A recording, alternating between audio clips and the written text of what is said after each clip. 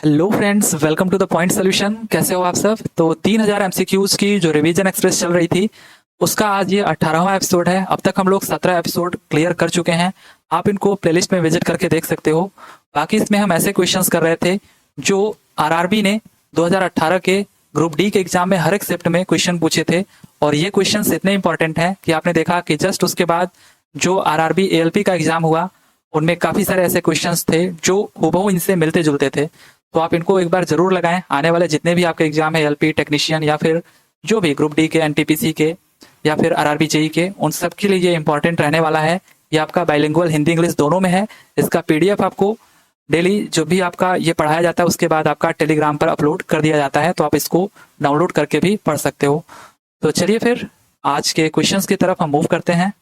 तो अब तक हम लोग 570 क्वेश्चन कर लिए थे, 571वां क्वेश्चन हमको देखना था। तो आज का जो हमारा पहला क्वेश्चन है, जीवाश्म ईंधन के जलने पर निकलने वाले कार्बन, नाइट्रोजन और सल्फर के ऑक्साइड क्या होते हैं? यानी the oxides of carbon, nitrogen and sulphur that are released on burning fossil fuels are.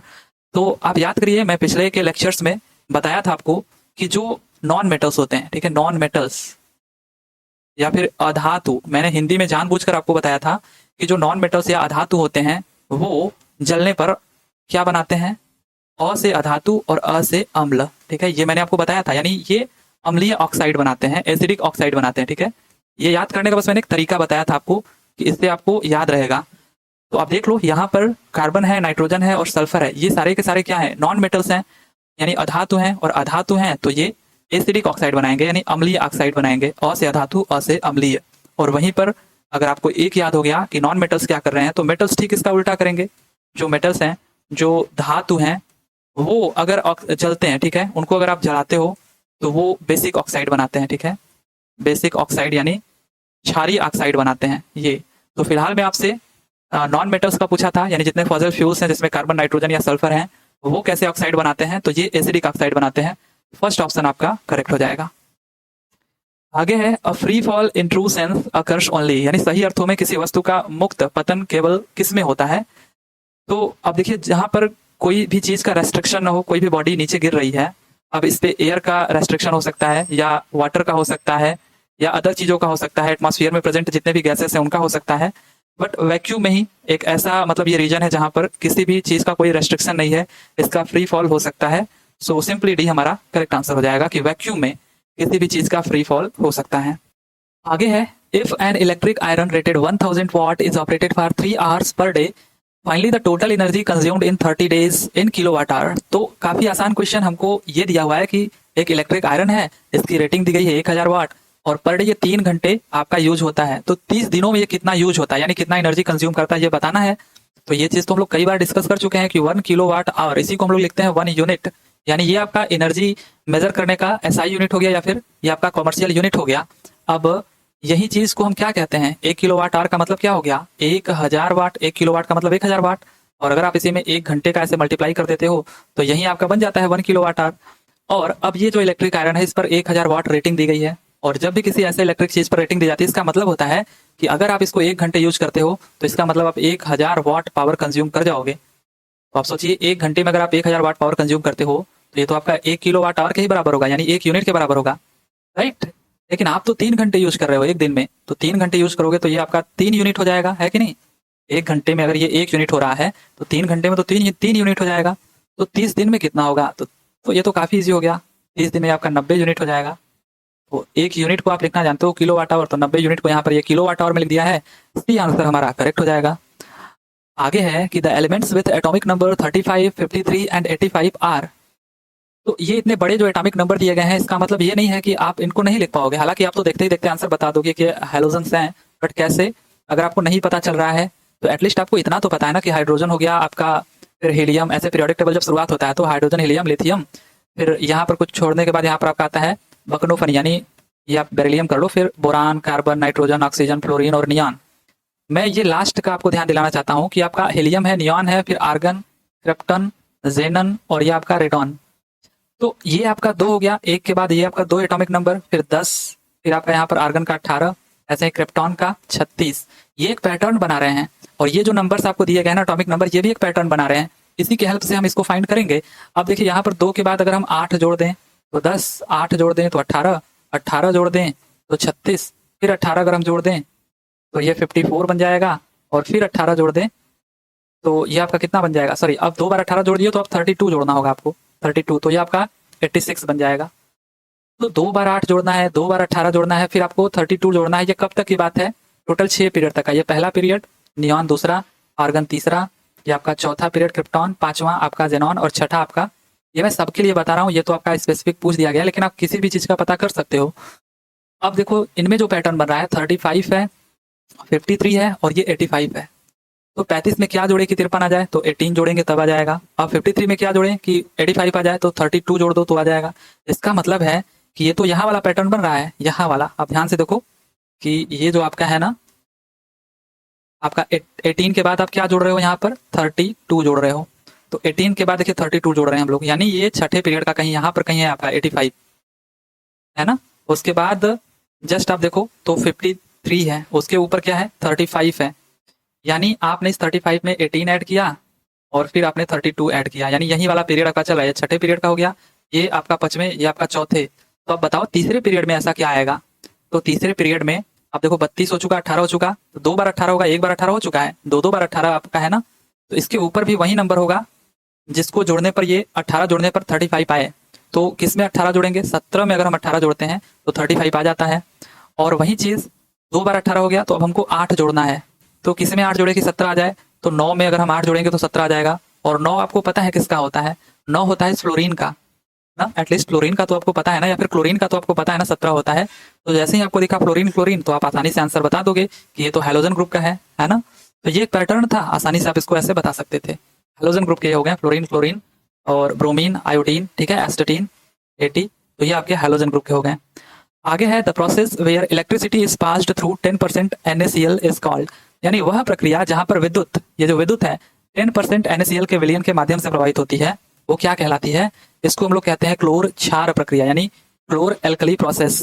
Basically ये आपका एक जो आपका इलेक्ट्रिक सेल होते हैं ना, या फिर कह सकते हो इलेक्ट्रोलिटिक जो सेल होते हैं, उनमें ये NaCl की वजह से, यानी केवल आप 10% NaCl डालो, उसकी वजह से जो इलेक्ट्रिसिटी प्रोड्यूस होती है उनको हम कहते हैं क्लोर एल्कली प्रोसेस, यानी क्लोर क्षार प्रक्रिया। ये बेसिकली हम क्लोरीन हो गया, आपका हाइड्रोजन गैस हो गया, इनको प्रोड्यूस करने के लिए करते हैं। लेकिन आपसे पूछा था केवल कि NaCl, यानी केवल 10% NaCl के विलयन से जहां पर विद्युत प्रवाहित होती है उसको हम लोग क्लोर एल्कली प्रोसेस कहते हैं। आगे है कि solution A has a pH of 6, solution B has a pH of 8 and solution C has a pH of 2. Which solution has the most hydrogen ion concentration? अब हमको हाइड्रोजन आयन कंसंट्रेशन बोले तो H+ ion concentration, ये किसका अधिक होगा, ये pH values दी गई हैं इनमें से। तो आपको एक रिलेशन ध्यान में रखना है, pH इज इक्वल टू होता है -log H+, और ध्यान देना यहाँ पर माइनस है, इस माइनस का मतलब है इस लॉग में H+ की जो भी वैल्यू आप रखोगे, अगर ये वैल्यू आप अधिक रखते हो तो pH कम आएगा, ठीक है। आप कोई भी वैल्यूज पुट करके देख सकते हो, लॉग उसकी वैल्यू लेकर के देख लो, अगर आप H+ की वैल्यू ज्यादा रखते हो तो pH वैल्यू कम आएगा। तो हमसे पूछा भी यही है कि इसका मोस्ट हाइड्रोजन आयन कंसंट्रेशन होगा इन pH वैल्यूज में से, तो जिसका pH वैल्यू कम होगा तभी तो ये ज्यादा होगा, मतलब इनके बीच इनवर्सली रिलेशन है। और साथ ही साथ आप एक और तरीका जानते हो, pH वैल्यू का जो स्केल होता है, आपको पता है कि आप 7 से जितना नीचे जाओगे, 6, 5, 4, 3, 2, तो ये आपका उतना ही स्ट्रॉन्ग एसिड होता जाएगा, है कि नहीं, स्ट्रॉन्ग एसिड। और स्ट्रॉन्ग एसिड का H+ कंसंट्रेशन ज्यादा होता है। तो आप ऐसे भी बता सकते थे कि जिसका pH वैल्यू कम है pH स्केल पर, वो ज्यादा H+ देगा। अब देख लो इनमें से सबसे कम किसका है, C का है, तो C हमारा करेक्ट आंसर हो जाएगा, है ना। यहाँ पर इससे आप इस रिलेशन से भी बता सकते थे और pH स्केल से भी बता सकते थे, आप चाहे जैसे बता लो, लेकिन आप इसको ध्यान में रखना, हो सकता है डायरेक्टली आपके क्वेश्चन में ये ऑप्शन दे करके पूछ दिया जाए कि कौन सा रिलेशन सही है। आगे है the dehydrating agent used in the conversion of ethanol to ethene is. Ethanol, आप जो शराब पीते हो ना, पीते हो कि नहीं, वैसे तो आप नहीं पीते हो, बट एथेनॉल जो आपका है CH3 CH2OH, यही आपका शराब जो आप पीते हो, इससे पूछ रहा है कि इसको एथीन में बदलने के लिए किए जाने वाले, एथीन में बदलने के लिए कह रहा है उपयोग किए जाने वाले निर्जलीकरण एजेंट को बताना है, यानी डिहाइड्रेटिंग एजेंट को बताना है। डिहाइड्रेट करना यानी पानी को अलग निकालना है, तो आप यहाँ पर H2SO4 का सोल्यूशन ले लो, ठीक है, यानी कंसंट्रेटेड सल्फ्यूरिक एसिड। इससे क्या होगा कि ये आपका बन जाएगा C2H4 और H2O बाहर हो जाएगा, राइट। तो किसका यूज हम लोग करते हैं, ये कंसंट्रेटेड सल्फ्यूरिक एसिड, ये एक डिहाइड्रेटिंग एजेंट है जो कि शराब में से वाटर को अलग कर देगा और एथीन आपको मिल जाएगा, ठीक है, जो आपको चाहिए था। आगे है कि which of the following is a cation. Carbonate, ये आपका हो गया CO3 2 minus, nitrate NO3 minus, aluminium और सॉरी अमोनियम यानी NH4 प्लस, और एक आपका है हाइड्रोक्साइड यानी OH माइनस। तो एक ही आपको दिख रहा है अमोनियम, सो ये आपका करेक्ट आंसर हो जाएगा। यही आपका क्या है, कैटायन है। आगे है विच of the following flowers is unisexual. तो इनमें से कौन सा पुष्प एक लिंगी है। अब यूनिसेक्सुअल का मतलब होता है जिसमें एक ही रिप्रोडक्टिव पार्ट यानी मेल या तो फीमेल रिप्रोडक्टिव पार्ट हो, ठीक है, कोई एक ही होगा, और एक ही होगा तो इसका मतलब कंफर्म है कि इसमें सेल्फ पॉलिनेशन तो नहीं होगा। ये मैंने आपको बताया था पूरा डिटेल में, ठीक है, सेल्फ पॉलिनेशन नहीं होगा, इनमें केवल क्रॉस पॉलिनेशन हो सकता है, ठीक है, क्रॉस पॉलिनेशन हो सकता है, तो ये नहीं होगा, ये होगा। लेकिन जो बाइसेक्सुअल होंगे, बाइसेक्सुअल, ठीक है, इनमें आपका चाहे वो सेल्फ पॉलिनेशन हो या फिर आपका क्रॉस पॉलिनेशन हो, दोनों का दोनों होगा जो बाइसेक्सुअल होंगे, और इनमें मेल और फीमेल रिप्रोडक्टिव पार्ट दोनों होंगे। और जो यूनिसेक्सुअल है इनमें कोई एक ही होगा, या तो मेल होगा या तो फीमेल रिप्रोडक्टिव पार्ट होगा। अब जैसे जो सनफ्लावर है, हिबिस्कस है, मस्टर्ड यानी सूरजमुखी, गुड़हल और सरसों, ये ऐसे पौधे हैं जो बाइसेक्सुअल हैं। इनमें सेल्फ पॉलिनेशन और क्रॉस पॉलिनेशन दोनों हो सकते हैं। ये आपका एक पी हो गया मटर का पौधा, ये भी आपका बाइसेक्सुअल है, इस पे तो मैंने डिटेल में एक्सप्लेनेशन भी दिया था। बाकी जो पपाया है ये आपका एक लिंगी है यानी यूनिसेक्सुअल है। अब यूनिसेक्सुअल है इसलिए आपने देखा होगा कि पपीते का जो पौधा होता है, कुछ कुछ ऐसे पपीते आप लगा देते हो जो फल देते ही नहीं है, पपीता मतलब उसमें आता ही नहीं है, फूल लगते हैं फिर वो झड़ जाते हैं। तो हो सकता है उनमें आपको एक मेल और एक आपका फीमेल, ऐसे मतलब पौधे हो जिसमें मेल रिप्रोडक्टिव पार्ट हो और एक में फीमेल रिप्रोडक्टिव पार्ट हो। तो ये दो तरीके के आपको दिख जाते हैं। ऐसे ही आपके ककड़ी हो गया, कद्दू हो गया, खजूर या फिर अरबी या फिर भुट्टा यानी मकई, कार्न जिसको कहते हो आप, नारियल हो गया, ये सारे एग्जाम्पल्स हैं जो कि एक लिंगी के हैं, यूनिसेक्सुअल के हैं। बाकी बाइसेक्सुअल के तो मैंने यहाँ पर आपको बताएं। आगे है कि select the most appropriate option. 20 degree centigrade is equal to कितना फ़ारेनहाइट, डिग्री फ़ारेनहाइट होगा। तो इसके लिए आप ध्यान में रखना, जब भी आपको डिग्री फ़ारेनहाइट निकालना है, केवल एक ही रिलेशन आप याद रखो, 9/5 इंटू डिग्री सेंटीग्रेड प्लस 32। अगर ये आप ध्यान में रखते हो तो आप चाहे कुछ भी पूछे, डिग्री फ़ारेनहाइट टू सेंटीग्रेड या सेंटीग्रेड टू डिग्री फ़ारेनहाइट, जो भी दिया रहेगा आप उसमें पुट कर दो। हमको तो डिग्री सेंटीग्रेड दिया है तो 9/5 इंटू 20 हम यहाँ पर रख देते हैं, और ये प्लस 32, तो ये 5 चौका 20 और ये 9 चौका 36 हो गया, प्लस 32 हो गया, ये सिंपली आ गया आपका 68। सो भी ऑप्शन करेक्ट हो जाएगा। तो इजी क्वेश्चन है, बट ये आप ध्यान में रखिएगा, इससे क्वेश्चन बन जाता है और इतना इजी सा है, एक नंबर आपको देकर के चला जाता है। आगे है कि dash is the property of attracting electrons by the halogen atoms in a molecule. तो हैलोजन एटम्स द्वारा इलेक्ट्रॉन को अट्रैक्ट करने की प्रॉपर्टी क्या कहलाती है। यहाँ पर ध्यान दीजिएगा, अट्रैक्टिंग लिखा है, दो चीजें होती हैं, एक आपका होता है tendency, tendency to accept electron, ठीक है, एक्सेप्ट, अट्रैक्ट नहीं, एक्सेप्ट इलेक्ट्रॉन, और एक होता है tendency, tendency to attract electron. दोनों अलग अलग चीजें हैं, ठीक है, दोनों अलग अलग चीजें हैं। अगर बात किया जाए टेंडेंसी टू अट्रैक्ट इलेक्ट्रॉन, तो इसको कहते हैं इलेक्ट्रोनेगेटिविटी, जो कि आपसे क्वेश्चन में पूछा है, तो इस हिसाब से आपका सेकंड ऑप्शन करेक्ट हो जाएगा। लेकिन वहीं पर आपसे पूछा होता टेंडेंसी टू एक्सेप्ट इलेक्ट्रॉन, इसका मतलब होता है इलेक्ट्रॉन एफिनिटी, इलेक्ट्रॉन बंधुता, यानी कि कोई जरूरी नहीं है कि कोई इलेक्ट्रॉन को अट्रैक्ट कर सकता है तो वो एक्सेप्ट भी करे। जैसे यहाँ पर तो नाम दिया हुआ है आपको, हैलोजन ग्रुप के हैं, क्लोरीन, क्लोरीन, ब्रोमीन, आयोडीन, इसका एटॉमिक नंबर 9 है, तो 2 7 इलेक्ट्रॉनिक कॉन्फ़िगरेशन है, इसका 17 है, तो 2 8 7 हो जाएगा। अब इनके आउटर मोस्ट में एक इलेक्ट्रॉन की जरूरत है, अगर इनको किसी एटम के साथ रख दो, मान लो एक्स एटम के साथ, इसके बाहर एक इलेक्ट्रॉन है, तो ये जो फ्लोरीन है ना, इसके पास 7 इलेक्ट्रॉन है, ये चाहेगा कि एक इलेक्ट्रॉन को मैं अट्रैक्ट कर लूं और मेरा ऑर्बिट पूरा हो जाए। तो ये इसकी प्रॉपर्टी होती है इस इलेक्ट्रॉन को अट्रैक्ट करने की, इसको हम लोग कहते हैं इलेक्ट्रोनेगेटिविटी, और ये सबसे ज्यादा फ्लोरीन की ही होती है। लेकिन जरूरी नहीं है कि ये इलेक्ट्रॉन को अट्रैक्ट कर रहा है तो एक्सेप्ट भी करे, कर भी सकता है, नहीं भी कर सकता है। तो ये जो इलेक्ट्रॉन को एक्सेप्ट करने की टेंडेंसी होती है, और हो सकता है कि करे, वो भी कम करे एक्सेप्ट, ठीक है। तो इलेक्ट्रॉन को एक्सेप्ट करने की जो टेंडेंसी होती है उसको एफिनिटी कहते हैं। बार बार जोर देकर के कह रहा हूँ, इसको ध्यान देना, टेंडेंसी टू एक्सेप्ट इलेक्ट्रॉन ये एफिनिटी होती है। अब ये आपका क्लोरीन है, इसकी इलेक्ट्रॉन एफिनिटी ये ज्यादा होता है, हालांकि ये भी इलेक्ट्रोनेगेटिव है, लेकिन जो एफिनिटी है इसकी, टेंडेंसी टू एक्सेप्ट इलेक्ट्रॉन, वो ज्यादा है इसकी। और दोनों केस में यही है कि इलेक्ट्रॉन को ये अट्रैक्ट कर रहे हैं। और आप जानते हो कि कोई अगर इलेक्ट्रॉन को लेगा तो उसके ऊपर नेगेटिव चार्ज आ जाएगा, है कि नहीं। कोई किसी से कोई चीज उधार लेगा तो वो ऋणात्मक हो जाएगा कि नहीं, तो ये आपका इलेक्ट्रोनेगेटिव हो जा रहा है। लेकिन एक्सेप्ट की जब बात करें तो भी एक्सेप्ट कोई कर रहा है वो भी नेगेटिव ही होगा, लेकिन इस एक्सेप्ट होने की टेंडेंसी को हम इलेक्ट्रॉन एफिनिटी कहते हैं, इलेक्ट्रॉन बंधुता कहते हैं। ये ध्यान दीजिएगा, और ये क्लोरीन की सबसे ज्यादा होती है। यहाँ पर आप लिख लो क्लोरीन, और इलेक्ट्रोनेगेटिविटी फ्लोरीन की सबसे ज्यादा होती है, राइट। आगे है dash help the eyes to adjust the focal length of the lens. तो कौन है जो फोकल लंबाई को समायोजित करने में मदद करता है। अब अगर आपकी आंखें खराब होती हैं तो आप जाते हो चश्मा लगवाने ग्लास, उसका जो लेंस होता है उसकी जो फोकल लेंथ होती है उसको तो वो एडजस्ट कर देगा दुकानदार, लेकिन आपकी आंखों में भी एक लेंस लगा होता है ना, जो कि कॉन्वेक्स लेंस होता है। कौन सा लेंस आपकी आंखों में होता है, कॉन्वेक्स टाइप का। अब इसकी फोकल लेंथ को कम या अधिक करना हो तो वो कैसे होता है, तो ये साइड साइड पे ना, यहाँ पे ये आपको जो दिख रहा है ये आपका है, ये आपका क्या है, सिलेरी बॉडी है, जो कि आप किसी पास की वस्तु को अगर देख रहे हो, यहीं पर वो ऑब्जेक्ट है, पास की वस्तु को देख रहे हो तो आपकी आंखें बहुत ही सिकुड़ जाती हैं, है ना। आप किसी पास की चीज को देखते हो तो वो किसकी वजह से सिकुड़ती हैं, ये जो आपका सिलेरी बॉडी है। और जब दूर की वस्तुओं को आप देखते हो तो बहुत आपको आंखों को खोलना पड़ता है, यानी उस टाइम पर ये रिलैक्स हो जाती हैं। तो पास की चीजों को देखने के लिए कॉन्ट्रैक्ट हो जाती हैं, दूर की चीजों को देखने के लिए ये रिलैक्स हो जाती हैं।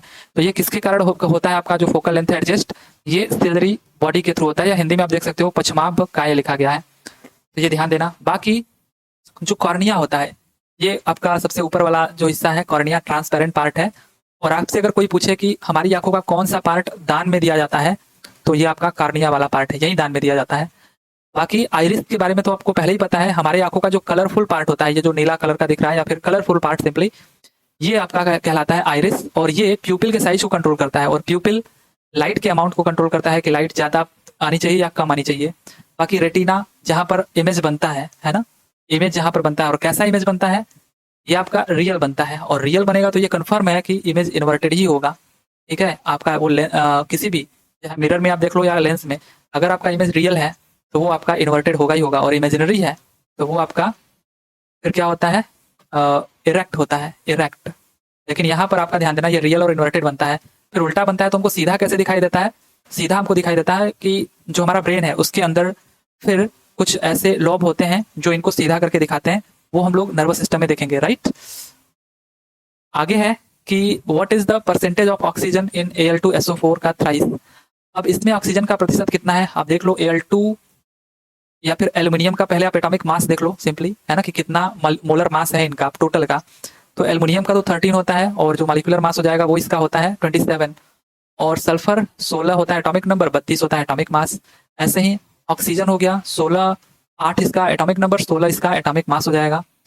अब इनको देख लो कितना कितना है, ये एल्युमिनियम आपका 2 है तो ये आपका 54 हो जाएगा, टोटल 2 एटम है ना एल्युमिनियम के। और सल्फर का यहाँ पर थ्राइस है तो 3 है, तो इसमें आप 3 का गुणा कर दो तो ये आपका 96 हो गया। और ये आपका देखिए टोटल ऑक्सीजन 4 यहाँ पर इसका थ्राइस, यानी ये आपका टोटल कितना है, 12 है ना, 12। तो 16 का गुणा अगर आप 12 में करते हो तो कितना आ जाता है, 12 छक्का 72, 12 कमा 12 7 19, 192 आ जाता है। यानी टोटल आपका जो मोलर मास हो गया वो 6 2 8 4 12, और 9 9 18 5 23, और 1 24, और ये 1 और 2 3, 342 ये आपका आ गया टोटल मोलर मास। और उसमें भी जो ऑक्सीजन अकेला है, ये जो ऑक्सीजन वो कितना है 192। तो आप बता दो यहाँ पर 192 जो है इस टोटल 342 में कितना है, परसेंटेज में बताना है तो आप 100 का मल्टीप्लाई कर लो। तो आप देख सकते हो कि ये लगभग आपका 50 से तो ज्यादा ही दिख रहा है, यानी 170 71 होगा तो 50% होगा। बाकी उसे 10% इसका 34 होगा, यानी 50 में आप 10 जोड़ो तो 60 से कम होगा। हालांकि बहुत पास पास दिए तो आपको एक बार थोड़ा सा डिवाइड करना होगा। 1% इसका 3.42 हो जाएगा, तो इसका 5% 17 के करीब, 50 10 60, 50 5 55, और लगभग थोड़ा सा अधिक यानी 56.1, ठीक है। आप इसको कैलकुलेट करके एक बार देख लेना, 56.1 होगा, राइट। या फिर हो सकता है 57 के करीब हो जाए, लेकिन मेरे हिसाब से यही आना चाहिए। तो आप इसको एक बार देख लेना, लेकिन तरीका यही है, राइट। आगे है if a person moves a trolley for a distance of 10 metre with a force of 50 newton then the work done is. यदि कोई व्यक्ति 50 न्यूटन के बल से ट्रॉली को 10 मीटर दूर ले जाता है तब किया गया कार्य क्या होगा। तो इससे आसान क्वेश्चन तो हो ही नहीं सकता है। W = F ds cos theta, यानी F की वैल्यू आपको दे दी गई है 50 न्यूटन, ds की वैल्यू डिस्प्लेसमेंट 10 मीटर है, cos थीटा यहाँ पर एक ही डायरेक्शन में दोनों है, फोर्स जिधर है उधर ही आपका डिस्प्लेसमेंट भी है, तो थीटा की वैल्यू 0 यानी ये 1 यानी आपका 500 जूल हो जाएगा। तो ये बिना पेन पेपर का क्वेश्चन था, बी ऑप्शन आपका करेक्ट हो जाएगा।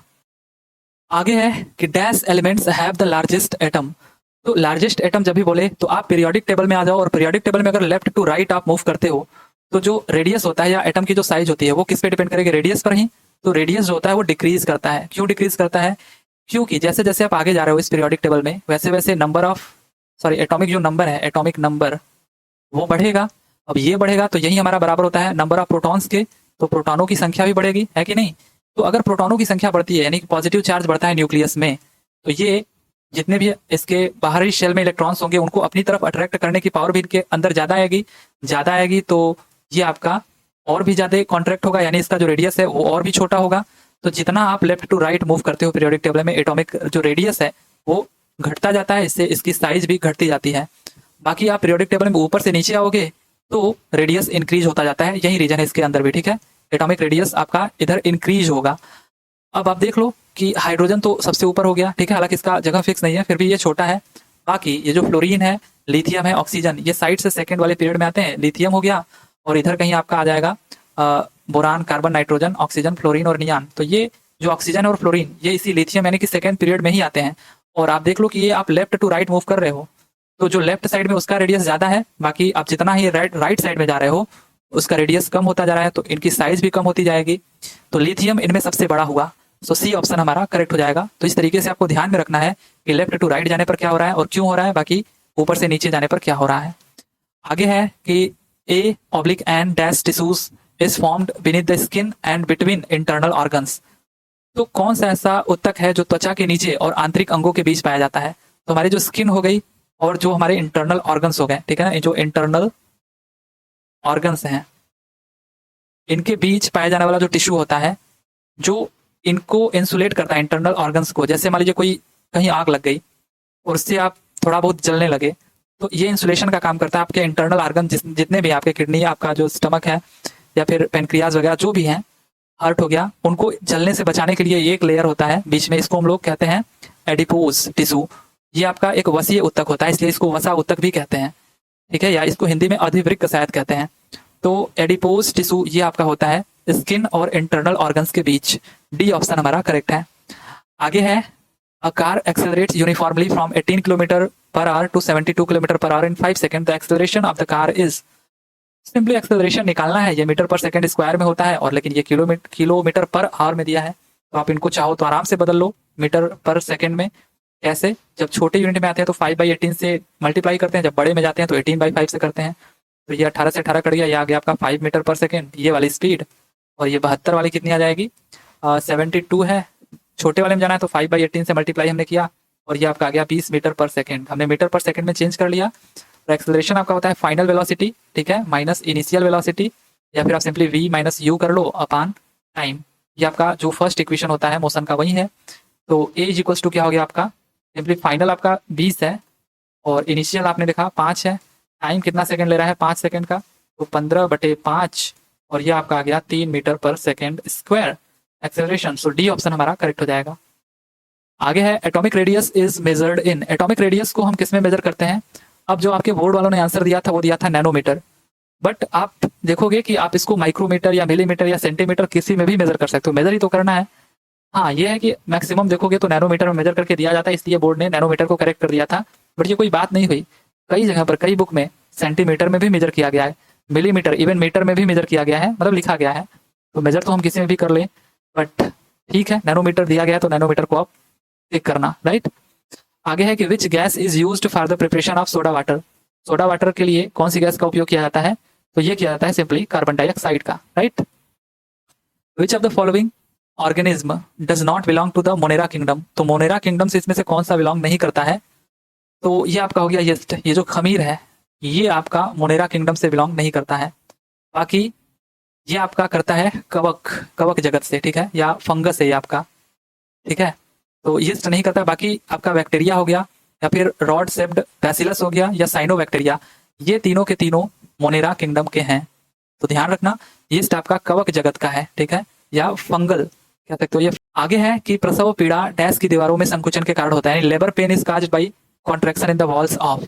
ये यूट्रस यानी जो गर्भाशय होता है ना, उसकी दीवारों के संकुचन के कारण होता है।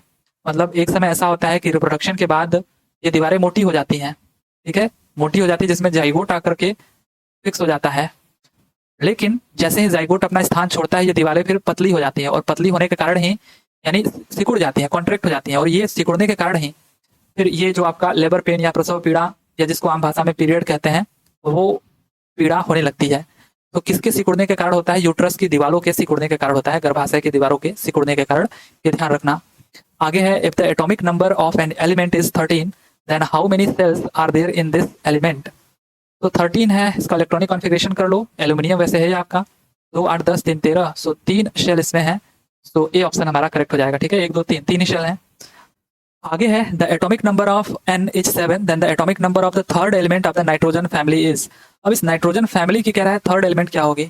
अगेन वही चीज मैंने आपको बोला कि अगर आपको इतना पता है, हाइड्रोजन, हीलियम, लिथियम, बेरिलियम, उसके बाद boron, carbon, nitrogen, oxygen, fluorine और नियॉन यानी बकनोफनी, तो आप इस नाइट्रोजन को तो पता है ना कि इसका एटॉमिक नंबर 7 है, तो इसके नीचे का जितना भी है एटॉमिक नंबर वो आप लिख सकते हो। कैसे?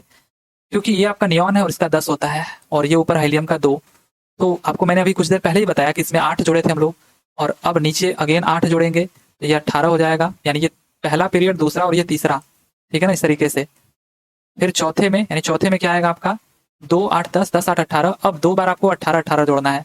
ठीक है, 2 बार 18 18 जोड़ना है, यानी ये आपका हो जाएगा 36 36 और 18 54।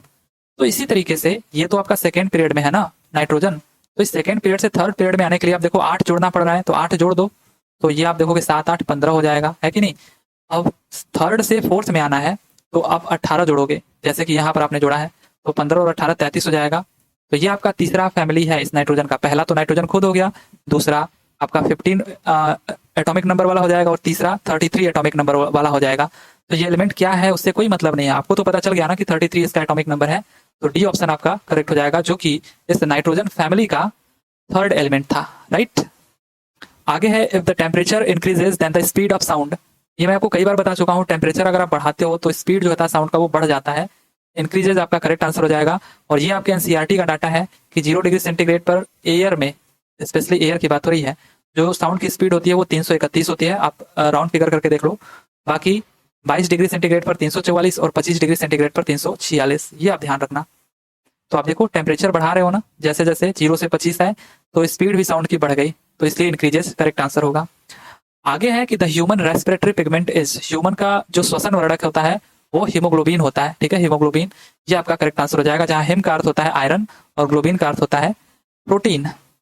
Which metal melts in the palm. अब हमारे हथेली पर, अगर मैं कोई यहाँ पर अपने हथेली पर, कितने आपके उंगली हो गए, 1 2 3 4, सॉरी ये आपका 5वां।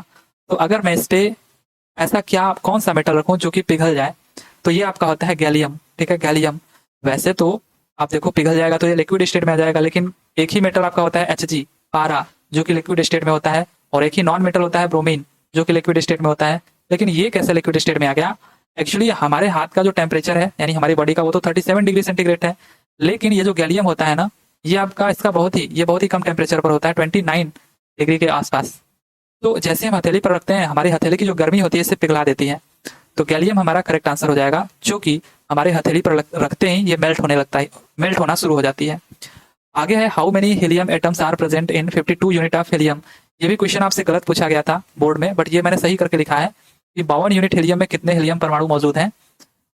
तो हीलियम, ये रहा आपका हीलियम, इसका एटॉमिक मास जो होता है वो 4 होता है, और ये आपको दे दिया है 52 यूनिट। तो जब भी आपको नंबर ऑफ मोल्स निकालना हो, तो इसके लिए मैंने आपको फार्मूला बताया है कि आप, ये जो आपका दिया गया है कि 52 यूनिट, ठीक है, इतना यूनिट हीलियम प्रेजेंट है, तो वो आपको ऊपर लिखना है, बाकी जो एटॉमिक मास है वो नीचे लिखना है। अगर यहाँ पर ये चीज ग्राम में दिया होता 52 ग्राम, तो भी आप इसको ऊपर लिखते, बाकी जो एटॉमिक मास है उसको नीचे। तो ये आपका नंबर ऑफ मोल्स आ गया कि 13 मोल प्रेजेंट है हीलियम के, 52 यूनिट हीलियम में 13 मोल। तो ये मोल में आंसर होता तब आपका ये करेक्ट होता, लेकिन एक तो क्वेश्चन ही गलत दिया गया था, ऊपर से यहाँ पर कुछ नहीं दिया गया था, केवल 12 13 11 14 ऐसे लिखा गया था। तो आपको जो आंसर देना चाहिए था, अगर यहाँ पर नंबर ऑफ मोल्स आपने निकाल लिया, अगर पूछा यहाँ पर कि कितने परमाणु मौजूद हैं, कितने एटम मौजूद हैं, तो ये आपका होना चाहिए था 13, यानी एक मोल में कितने आपके एटम होते हैं, 6.022 इंटू 10 टू द पावर 23। तो 13 मोल में कितने हो जाएंगे, सिंपली 13 से गुणा हो जाएगा। तो ये 13 से इसमें 6.022 इंटू 10 टू द पावर 23 का गुणा करके लिखना चाहिए था आंसर, लेकिन इसने ऐसा नहीं किया था। ये आपका करेक्ट आंसर होता है कि इतने एटम, इतने परमाणु मौजूद हैं, या फिर इसी को हम लोग Na कहते हैं, या तो ये 13 Na ऐसे करके आंसर देता तभी सही होता, लेकिन केवल ऐसे ही दिया गया था। फिलहाल में आपका बी आंसर इस तरीके से करेक्ट हो जाएगा, लेकिन ध्यान देना ये या तो 13 Na होगा या 13 into 10 6.022 into 10 to the power 23 इसका आंसर होगा। राइट। आगे है कि dash the structure of a ring carbon chain in organic matter is, यानी डैश यौगिक में एक वलय कार्बन श्रृंखला संरचना होती है यानी रिंग टाइप की, तो ये आपका सिंपली बेंजीन होता है, बचपन में तो काफी हमने देखा है। सो सी ऑप्शन हमारा करेक्ट हो जाएगा। इसका स्ट्रक्चर कुछ ऐसे मतलब जो होता है आपका double bond single bond double bond single bond, इसको हम लोग ऐसे रिंग की तरह बना देते हैं। ये आपका हो गया बेंजीन, करेक्ट आंसर। आगे है कि dash is are harmful radiation emitted by the sun, तो सूर्य द्वारा उत्सर्जित हानिकारक विकिरण कौन सा है? अल्ट्रावायलेट रेडिएशन, जो पराबैंगनी किरणें होती है सबको पता है, और इसके कारण हमको कैंसर तक हो सकता है, ठीक है। और इससे बचने के लिए ओजोन लेयर हमारे एटमॉस्फेयर में प्रेजेंट है। Who is called the father of taxonomy, तो ये लीनियस है, लीनियस को टेक्सोनॉमी का जनक कहा जाता है। आगे है the centre of reflecting surface of spherical mirror is called, तो रिफ्लेक्टिंग सरफेस यानी ये आपका स्फेरिकल मिरर हो गया, इसको आपने यहाँ से कट कर दिया, जैसे ही आपने इसको यहाँ से कट किया, इसको आपने यहाँ से कट किया ऐसे, तो ये आपका बन गया जो आप चाहते हो। अगर आपने इसे बाहर की तरफ पेंट कर दिया तो ये आपका कॉनकेव लेंस, कॉनकेव मिरर हो गया, और इसका ये रिफ्लेक्टिंग सरफेस है, यहीं से आकर के प्रकाश टकरा करके वापस रिफ्लेक्ट होती है, ठीक है, अलग अलग डायरेक्शन में। तो इसका ये जो सेंटर होता है इसी को हम कहते हैं पोल। सो पोल हमारा करेक्ट आंसर हो जाएगा। आगे है कि which of the following does not oxidise यानी burn readily at high temperature, तो हाई टेम्परेचर पर भी कौन आसानी से जलते नहीं है, ऑक्सीकृत नहीं होते हैं? तो मेटल्स तो आपके हो जाते हैं, ठीक है, मेटल्स या नॉन मेटल्स जो हैं, और इनको मैंने याद करने का तरीका भी आपको बताया था। अगर अधातु है, अ से अधातु, तो जलने के बाद ये, जैसे कार्बन है अधातु है, जलने के बाद ये कार्बन डाइऑक्साइड बनाता है, ठीक है, कार्बन आप ले लो और उसको जला दो तो ये कार्बन डाइऑक्साइड बनाता है। मेटल्स, कोई मेटल ले लो उसको ऑक्सीडाइज करो यानी उसको जलाओ तो ये आपका मेटल ऑक्साइड बनाता है, MgO। ये आपका नेचर में क्षारीय होता है यानी बेसिक नेचर होता है इसका, जबकि अ से अधातु ये अ से अम्लीय होता है, ठीक है, अम्लीय नेचर का होता है। जो नॉन मेटल्स होते हैं जब ये जलते हैं तो ये उसके ऑक्साइड बनाते हैं और ये नेचर में अम्लीय होते हैं। बाकी जो सेमीकंडक्टर होते हैं, सेमीकंडक्टर, ये आसानी से नहीं जलते हैं, ठीक है। सो यही हमारा करेक्ट आंसर हो जाएगा, जो आसानी से नहीं जलते हैं। Which of the following compounds is used as drying agent, तो इनमें से कौन सा यौगिक सुखाने वाले एजेंट के रूप में उपयोग किया जाता है?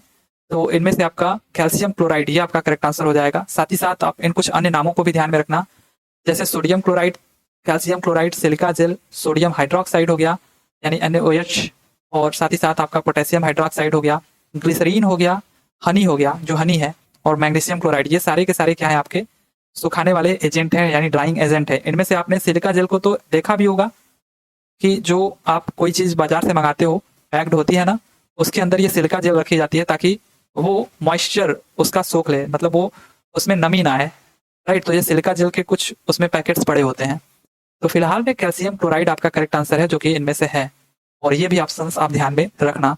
तो ये रहे आपके आज के कुछ क्वेश्चंस, आई होप कि आपको पसंद आए होंगे, और हो सकता है मैंने कहीं पर कुछ गलतियां की हो। अगर ऐसा गलती आपको लगता है तो आप लोग उसको कमेंट करके बताया करिए। अब हो सकता है कि मुझसे भी कुछ गलतियां हो जाएं, ठीक है। बाकी आप चैनल को एक बार सब्सक्राइब जरूर कर दिया करिए, लाइक कर दिया करिए, और शेयर जरूर कर दिया करिए, क्योंकि एग्जाम आपका पास में है, ताकि सभी लोग इसको देख पाएं।